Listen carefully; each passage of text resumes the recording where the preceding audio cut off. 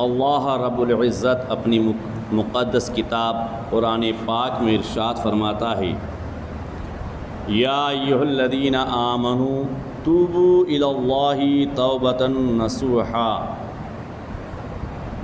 اے ایمان والو اللہ کی طرف ایسی توبہ کرو جو آگے کو نصیحت ہو جائے۔ توبہ گناہوں سے انسان جب کرتا ہے وہ پاک و صاف ہو جاتا ہے، اور توبہ کی بہت بڑی فضیلت ہے۔ سچی توبہ وہ ہے جس کا اثر توبہ کرنے والے کے اعمال میں ظاہر ہو اور اس کی زندگی اطاعتوں اور عبادتوں سے معمور ہو جائے اور وہ گناہوں سے پرہیز کرتا رہے۔ توبہ کرنے کے بعد صحابی رسول حضرت سیدنا عمر رضی اللہ تعالی عنہ نے اور دیگر صحابہ کرام رضی اللہ تعالی عنہم اجمعین نے فرمایا، توبہ نصوحہ یہ ہے کہ توبہ کے بعد پھر آدمی گناہ کی طرف نہ لوٹے، جیسا کہ نکلا ہوا دودھ پھر تھن میں واپس نہیں ہوتا، اس طرح سے انسان اپنے گناہوں سے توبہ کرے۔ اللہ کے مقدس اور برگزیدہ ولی حضرت خواجہ فرید الدین گنج شکر رحمۃ اللہ تعالی علیہ فرماتے ہیں کہ توبہ کی 6 قسمیں ہیں۔ اول، دل اور زبان سے توبہ کرنا، دوسری توبہ آنکھوں کی، تیسری توبہ کان کی، چوتھی توبہ ہاتھ کی، اور 5ویں توبہ پاؤں کی، 6ٹھی توبہ نفس کی۔ پھر آپ نے تشریح فرمائی، یعنی حضرت خواجہ فرید الدین گنج شکر رحمۃ اللہ تعالی علیہ نے اس کی تشریح فرمائی۔ فرماتے ہیں کہ اول، جب توبہ دل سے تصدیق نہ کرے اور زبان سے اقرار نہ کرے تو توبہ درست ہی نہیں ہو سکتی،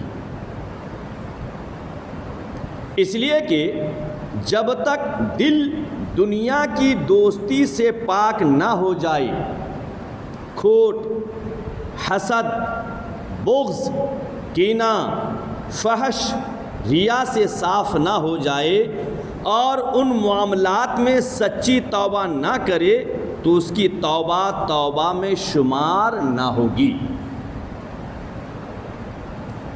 اللہ تبارک تعالی قرآن مقدس میں ارشاد فرماتا ہے، اے ایمان والو ضروری توبہ کرو، یعنی سچی توبہ کرو، یعنی ایسی توبہ جو دل سے بھی ہو اور زبان سے بھی، توبہ نصوحہ۔ توبہ نصوحہ سے مراد دل کی توبہ ہے۔ جب توبہ کرو تو اللہ تبارک تعالیٰ کی طرف واپس آ جاؤ۔ جب دل دنیاوی برائیوں سے صاف ہو جائے گا تو توبہ شمار ہوگی اور پھر متقی کی طرح ہو جائے گا، جیسا کہ کہا گیا ہے التائب من الذنب کمن لا ذنب لہ، جس شخص نے گناہ سے توبہ کی وہ ایسے شخص کی طرح ہے جس نے کوئی گناہ نہیں کیا۔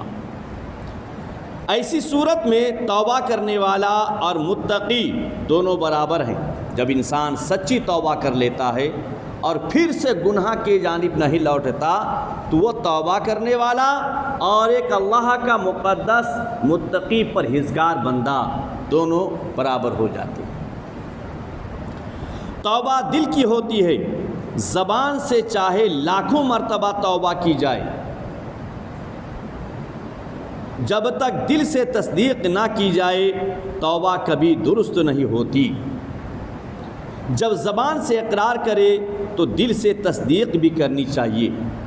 اگر زبان سے میں نے توبہ کیا تو میرے دل سے تصدیق بھی کرنا چاہیے کہ پھر سے اس گناہ کی جانب میں نہ لوٹوں۔ توبہ کرنے والے دل سے توبہ تو کرتے ہیں لیکن دل اسی برائی کی طرف پھر مائل رہتا ہے۔ ایک انسان شراب پینے سے توبہ کیا، آج توبہ کیا، لیکن زبان سے، دل سے اگر توبہ نہیں کیا سچے دل سے، ایک ہفتہ بعد 2 ہفتہ بعد پھر سے وہ شراب کھانے کی طرف، دل اسی برائی کی جانب پھر مائل رہتا ہے۔